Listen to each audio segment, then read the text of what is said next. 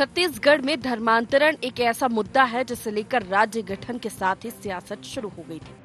पूर्व केंद्रीय मंत्री दिलीप सिंह जुदेव का मिशन घर वापसी हो या फिर नारायणपुर में पुलिस अधीक्षक का सिर फोड़ देने वाली घटना, ये ऐसी घटनाएं थी जिस पर आज भी चर्चा होती है। और सरगुजा में बढ़ते धर्मांतरण के आंकड़ों और जंगाई सभा के जरिए होने वाले धर्मांतरण पर सरकार और विपक्ष आमने सामने है। कितने विधर्मी लोग लगे हुए हैं, कितनी संस्थाएं लगे हुए हैं जो देश को कमजोर करना चाहते हैं, जो सनातन को कमजोर करना चाहते हैं। और विशेषकर हमारे ट्राइबल क्षेत्र में, जनजातीय क्षेत्र में हमारे लोगों को बहकाने का काम चल रहा है कि आदिवासी हिंदू नहीं है। और आज कहीं ना कहीं हमारे जो धार्मिक आस्था के केंद्र हमारे सनातन के देवी देवता हैं, उनसे हमारे जनजातीय समाज को दूर करने का जो कुत्सित प्रयास हो रहा है, इस पर भी आप लोगों का ध्यान जाना चाहिए। जंगाई सभा से धर्मांतरण तो नहीं होता। वो उनके जो समूह के लोग होते हैं, क्रिश्चियन समाज के लोग होते हैं, वही जुटते हैं कि हम ऐसी स्थिति पे आ गए हैं जहां और धर्मांतरण लोग स्वीकार नहीं करेंगे। मुझे भी स्वीकार नहीं है कि और धर्मांतरण हो। निजी तौर पे कोई भी व्यक्ति धर्मांतरण करे वो एक अलग है, लेकिन अगर लगता है कि धर्मांतरण कराया जा रहा है तो उस पर बिल्कुल एक रोक सी लगनी चाहिए और उस सीमा के अंदर सभी धर्म के लोग अपने धर्म का पालन करें। तो सामाजिक स्तर पे धर्मांतरण या जो वो प्रक्रिया है जिसमें प्रलोभन से धर्मांतरण किसी कारण से हो रहा है, ये बिल्कुल नहीं होना चाहिए। धर्मांतरण को लेकर सियासत यहीं तक नहीं थमी है। कैबिनेट मंत्री श्याम बिहारी जायसवाल ने कहा कि धर्म जब जब टूटता है दूसरे राज करते हैं। अंग्रेज और मुगल इसके बड़े उदाहरण हैं। तो वहीं पूर्व मंत्री धनेंद्र साहू ने कहा कि छत्तीसगढ़ में अगर धर्मांतरण हो रहा है तो डबल इंजन की सरकार क्या कर रही है?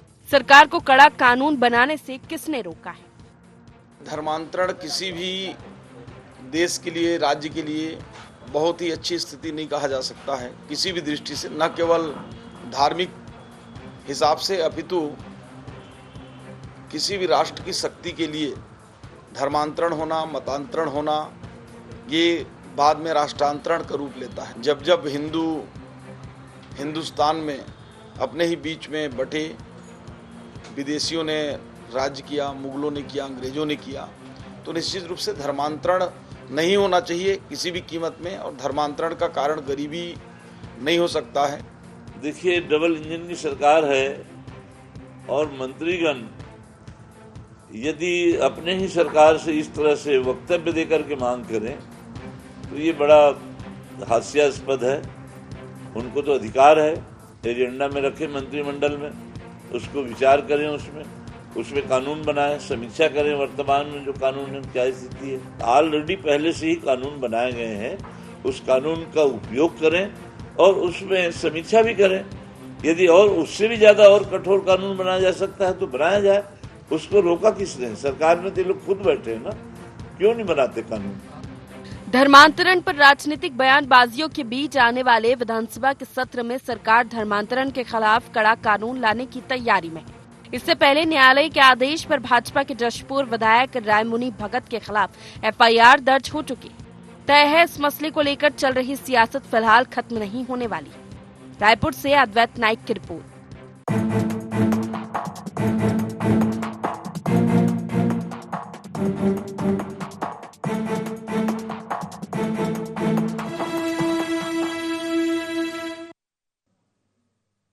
नमस्कार, IND एनालिसिस देख रहे हैं आप और मैं हूं आपके साथ प्रभात पांडे। धर्मांतरण पर सियासी रण। जी हां, छत्तीसगढ़ में धर्मांतरण को लेकर इन दिनों सियासी माहौल बेहद ही गर्म है।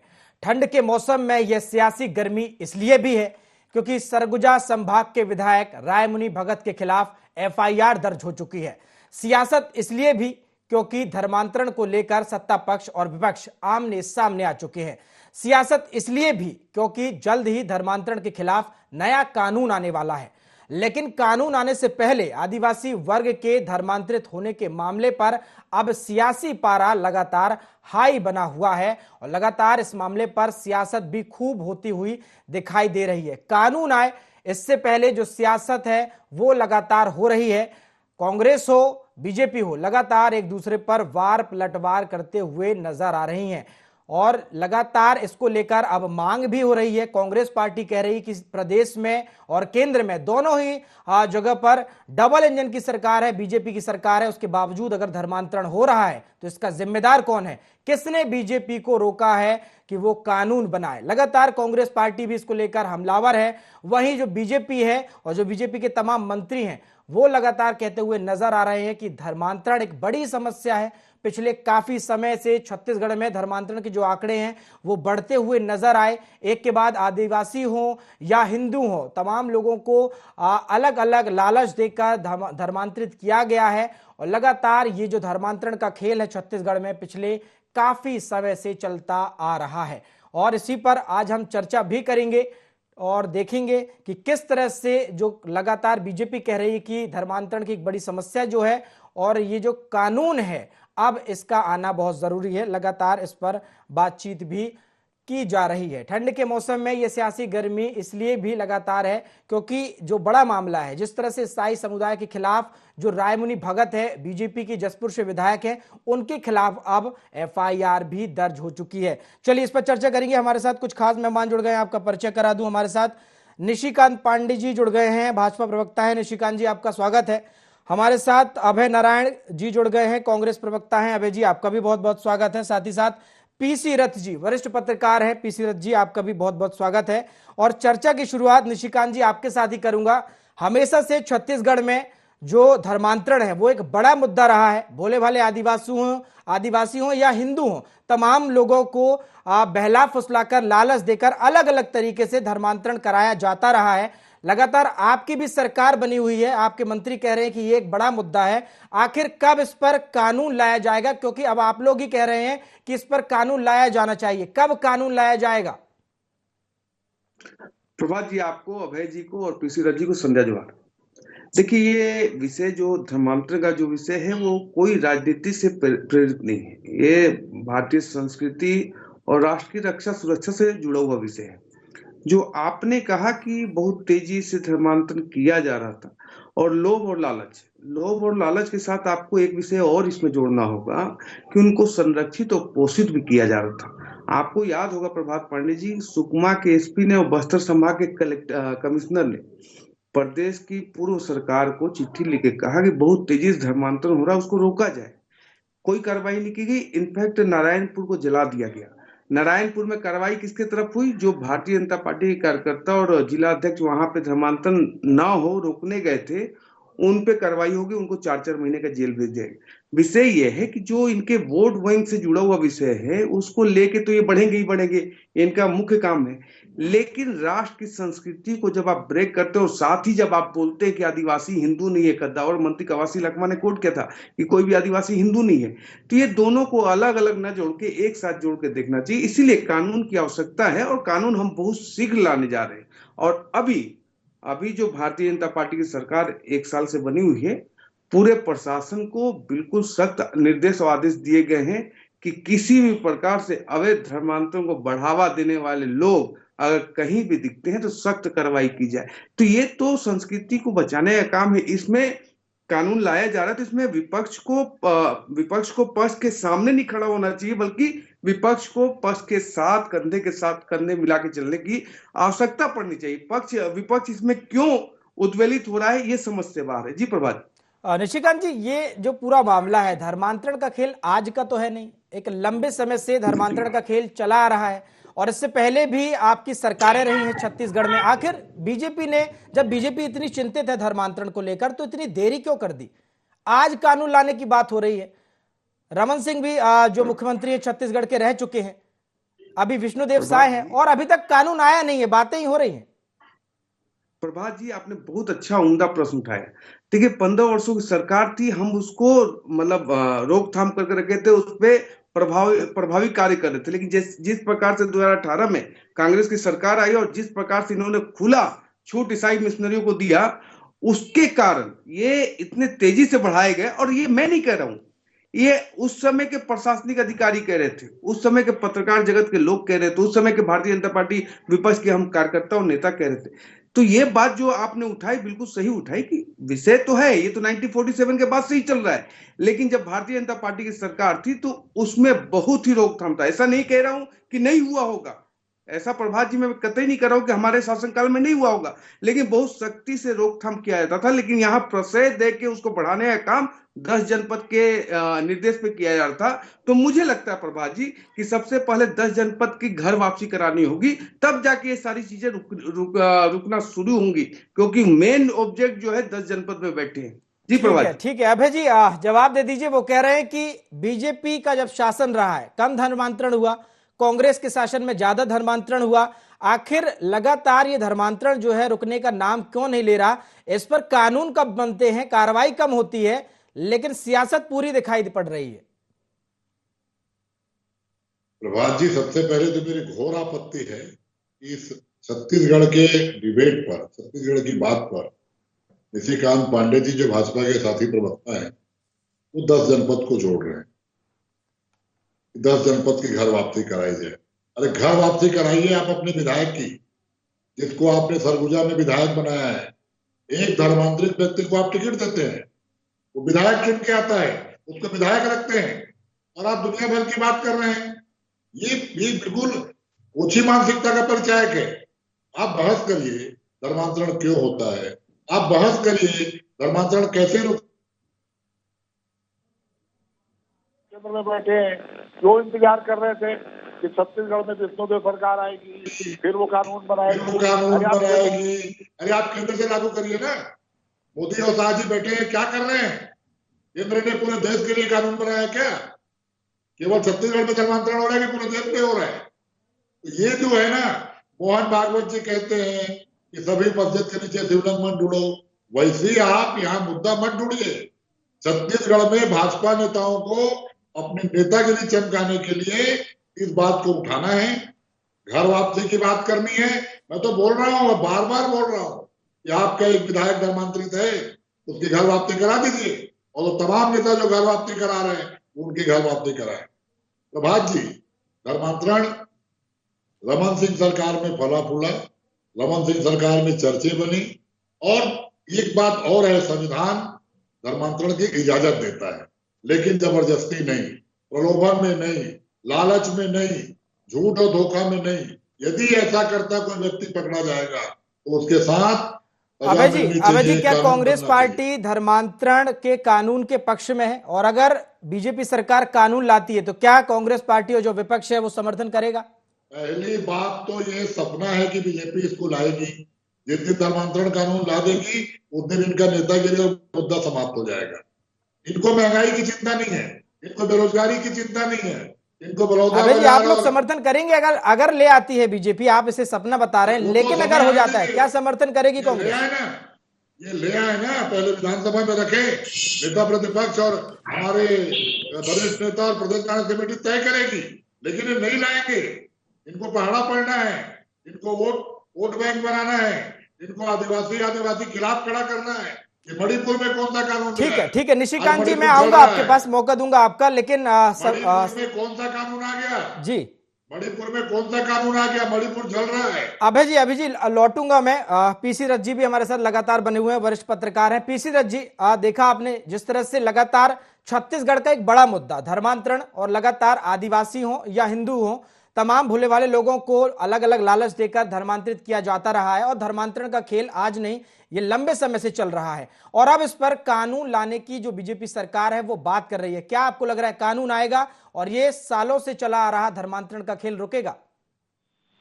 जी देखिए, सरकार 1 साल हुआ है छत्तीसगढ़ में बीजेपी की सरकार बने, उसके पहले 15 साल तो सरकार थी ही बीजेपी की, और अभी केंद्र स्तर पर देखा जाए तो 10 साल से तो मोदी जी की सरकार है और ये 11वां साल उसका हो चुका है। तो अगर धर्मांतरण पे कोई ऐसी समस्या के रूप में अगर इसे देखा जाता तो इस पे कानून सरकार ला सकती थी अब तक के, क्योंकि सरकार कानून अब तक नहीं लाई है, केवल बातें चल रही है। इसलिए ऐसा लगता है ये केवल चुनावी मुद्दा है।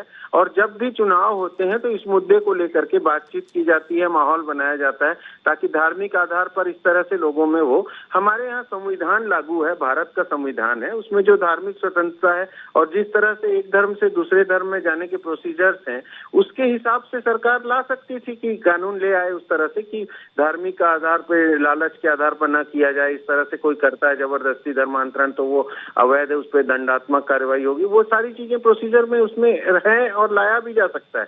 लेकिन उससे दो सवाल और उठते हैं कि जो धर्मांतरण लोग अपनी इच्छा से अपने संवैधानिक तरीके से करते हैं और एक तरह से घर वापसी के नाम पे जो धर्मांतरण होता है, यानी एक धर्म के लोगों को दबाव डाल करके वापस उस पुराने धर्म में उनके ले जाया जाता है, इस पर भी वो कानून लागू होगा।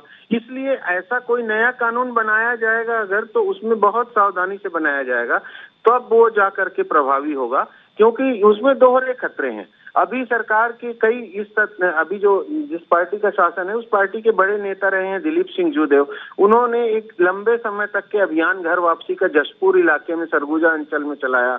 हजारों लोगों को उन्होंने वापसी कराई धर्म में, ऐसा दावा किया जाता रहा। तो क्या ये देखना होगा कि अगर दबाव डालकर उस तरह के लोगों ने वापसी की, धर्म वापसी, अगर कोई शिकायत कर देगा तो क्या धार्मिक स्वतंत्रता कानून के तहत उन पे कार्रवाई होगी, उस तरह से जो वापसी का आंदोलन चलाते हैं उन पर। इसलिए ये दुधारी तलवार है धर्मांतरण के मुद्दे पर। अगर कभी कुछ किया जाता है, नया कानून बनाया जाता है, तो बहुत सोच समझ के कानून बनाने की जरूरत होगी। छत्तीसगढ़ में केवल 2% भी नहीं है। वजह क्या लग रही है आखिर? जो मिशनरी हैं, जो जिस तरह से लगातार जो धर्मांतरण कराने वाले हैं, जो इसका पूरा खेल चला रहे हैं, आखिर क्या इनको लगता है राजनीतिक संरक्षण भी प्राप्त है? और कहीं ना कहीं तुष्टीकरण की जो राजनीति क्या इसके बीच में आ रही है कानून बनाने को लेकर? नहीं, तुष्टीकरण उतना मुद्दा नहीं है। मुझे लगता है असली प्रॉब्लम इसमें यही चल रहा है कि राजनीतिक लाभ के कमाने के साथ इस चीज को छोड़ दिया जाए, क्योंकि देश में जब केंद्र में भी भाजपा का शासन है, राज्य में भी भाजपा का शासन है, तो यहाँ तो कम से कम धर्म सुरक्षित रहेगा। हिंदू बेस अगर पार्टी है, राष्ट्रवादी पार्टी है, तो यहाँ पर तो उस तरह से खतरा नहीं होना चाहिए। अगर कानून व्यवस्था सही तरीके से काम करे तो कहीं पर भी जबरिया धर्मांतरण तो हो नहीं सकता, क्योंकि छत्तीसगढ़ में भी बातें जितनी हुई है उतना केस दर्ज नहीं हुआ है।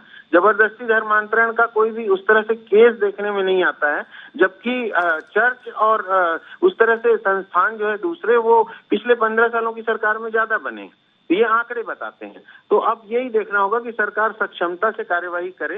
हर तरह के अपराध के खिलाफ अगर नागरिक प्रशासन, अपराध व्यवस्था काम करती है, तो उसमें जबरदस्ती धर्मांतरण पे किया जाने वाला अपराध भी शामिल रहेगा और उस पर भी कड़ी कार्रवाई हो सकेगी। जरूरत है शासन व्यवस्था को इफेक्टिव बनाने की। ठीक है, पीसी रथ जी लौटूंगा मैं आपके पास। निशिकांत जी, आप कुछ कहना चाह रहे हैं? जी प्रभात जी, हमारे बड़े भाई अभय जी ने कहा कि सपना है।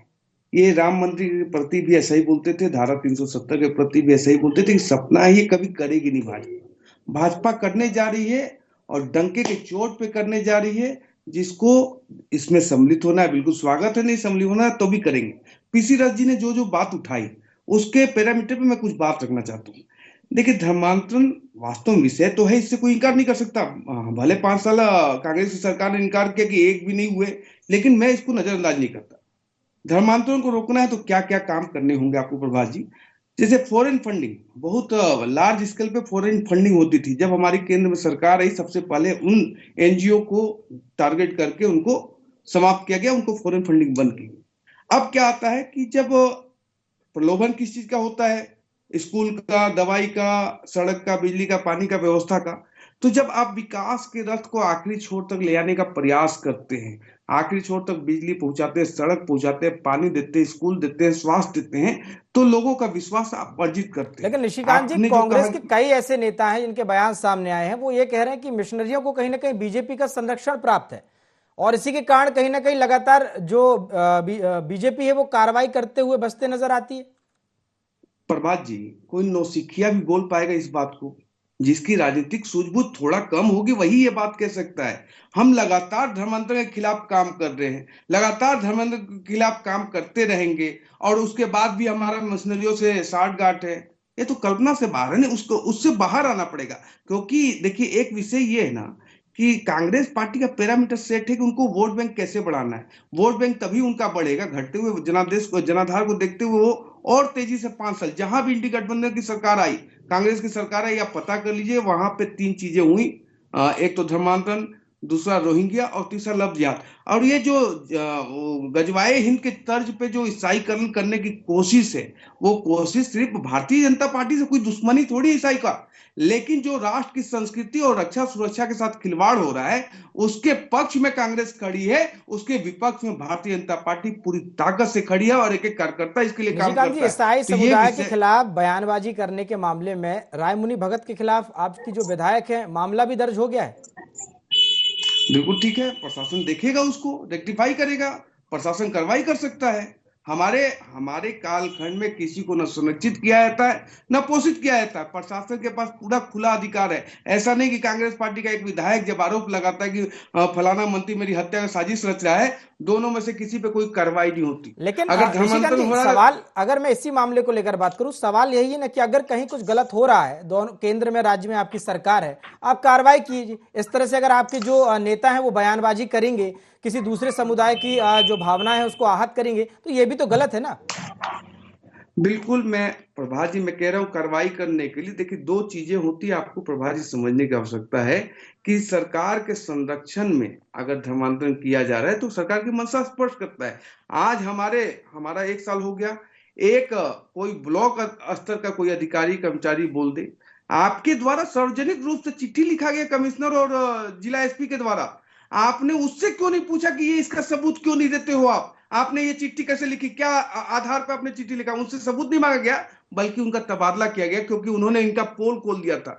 मैं कह रहा हूं प्रभात जी, कहीं किसी भी कालखंड में या किसी भी समय कहीं अगर धर्मांतरण हो रहा है, ठीक है अभय जी, आपको मैं बीच में लाना चाहूंगा। तमाम जो बातें हैं निशिकांत जी कह रहे हैं उनका तो आप जवाब दीजिए, लेकिन कैबिनेट मंत्री हैं श्याम बिहारी जायसवाल, वो भी कह रहे हैं कि जब जब हिंदू बढ़ता है, जब जब धर्म टूटता है, तो कहीं ना कहीं जो लोग हैं, जैसे उन्होंने उदाहरण दिया मुगलों ने राज किया, अंग्रेजों ने राज किया, तमाम तरह के उदाहरण देकर उन्होंने समझाया कि सभी को एक रहने की जरूरत है। ये क्या एक और किस ओर इशारा कर रहा है? श्याम बिहारी जायसवाल जी इतिहास का अध्ययन करें। जब जब भूखमरी बढ़ी, जब जब गरीबी बढ़ी, जब जब देश में छुआछूत बढ़ा, जब जब देश में नीचे तबके के लोगों को कुचलने का प्रयास हुआ, तब तब क्रांति हुई। और जब क्रांति होने के बाद जो सत्ता स्थापित हुई, जो सरकारें स्थापित हुई, वो सर्वधर्म के लिए काम कर रही हैं। आजादी की लड़ाई कांग्रेस के लोगों ने लड़ी। आजादी के पहले क्या हालत थे हिंदुस्तान के, गुलामी के वर्षों के बाद जो ये लोग कह रहे हैं ना, अंग्रेजों की गुलामी से मुक्ति दिलाने के लिए जो लड़ाई लड़ी गई, उसमें नाखून कटाने का काम भी इन लोगों ने नहीं किया है, कांग्रेस के लोगों ने किया है। देश के तमाम स्वतंत्रता संग्राम सेनानियों ने किया है। कहीं फिलहाल एक स्वतंत्रता संग्राम सेनानी का हो, एक भी भाजपा नेता का नाम पढ़ लीजिए, आपको नहीं मिलेगा। ये मुंह चलाने की बात, बयान देने की बातें अलग है। धर्म की चिंता, धर्म के हमारे धर्माचार्य शंकराचार्य लोग कर रहे हैं। धर्म की चिंता धार्मिक जो हमारे प्रमुख है वो कर रहे हैं। और हिंदू धर्म था, है और रहेगा। उसकी ठेकेदार भाजपा नहीं है, उसकी ठेकेदार वर्तमान के शासन के लोग नहीं है। मैंने कहा ना कि मणिपुर इनको नहीं दिखता। 11 साल हो गए केंद्र में सरकार, मणिपुर चल रहा है। छत्तीसगढ़ को मणिपुर मत बनाइए। छत्तीसगढ़ की जो वास्तविक मुद्दे हैं, जन जंगल जमीन, आपको आदिवासियों की चिंता है तो हंसने को कटने से रोकिए। आपको आदिवासियों की चिंता है तो उनके लिए शिक्षा स्वास्थ्य की व्यवस्था कीजिए। आत्मानंद स्कूल जो आप बंद करने जा रहे हैं उसको चलने दीजिए। ठीक है, और बढ़ाइए, क्योंकि वक्त की कमी है। ठीक है अभय जी, वक्त की कमी है और मामला जो है संवेदनशील है, उस पर लंबी चर्चा हो सकती थी, वक्त की कमी है। अंतिम कमेंट में पीसी रजी आपसे लूंगा, एक छोटी सी प्रतिक्रिया। बीजेपी आरोप लगा रही कांग्रेस पर, कांग्रेस आरोप लगा रही बीजेपी पर, लेकिन एक लंबा समय हो गया दोनों ही पार्टियों ने सरकारें चलाई राज्य में, लेकिन कानून अभी तक नहीं बना। हालांकि अभी कानून बनने की बात लगातार कह रही है। और क्या लग रहा है आपको, कानून बनेगा और ये जो खेल चल रहा है ये रुक जाएगा? जी देखिए, राजनीतिक दल अपने चुनाव के अवसर के हिसाब से ही बातें करते हैं, रणनीतियां बनाते हैं और प्रचार करते हैं, लेकिन आम जनता का जनजीवन उससे अलग होता है। मुझे याद है कि पिछले बार भी जब ये नारायणपुर वाला हादसा हुआ था और उधर बस्तर के इलाके में भी जब आदिवासी जो धर्मांतरण कर चुके हैं उनके और गैर आदिवासी और आदिवासी ऐसे जिन्होंने धर्मांतरण नहीं किया, उनके बीच जब विवाद बढ़ा था, तो मेघा पाटकर और कुछ उस तरह से जो स्वयंसेवी लोग हैं वो लोगों का एक मंडल, प्रतिनिधि मंडल जांच के लिए गया था, सरकार की जांच से परे। ठीक है पीसी रजी, चूंकि मुद्दा बड़ा है लेकिन वक्त की कमी है। आप तीनों मेहमानों का हमारे साथ जुड़ने के लिए शुक्रिया। तो लगातार छत्तीसगढ़ का एक बड़ा मुद्दा धर्मांतरण, और इस पर लगातार पिछले काफी समय से सियासत भी देखने को मिल रही है। बीजेपी आरोप लगाती है कि कांग्रेस पार्टी जो है संरक्षण दे रही है मिशनरियों को, धर्मांतरण कराने वालों को, और कांग्रेस पार्टी बीजेपी पर आरोप लगा रही है कि आखिर दोनों राज्यों में जब सरकार है तो बीजेपी क्या कर रही है। फिलहाल देखना होगा कि इस पर कानून आता है या सिर्फ सियासत ही होती नजर आती है। आईएनडी एनालिसिस में फिलहाल इतना ही। देश और दुनिया की तमाम खबरों के लिए आप देखते रहिए IND 24। नमस्कार।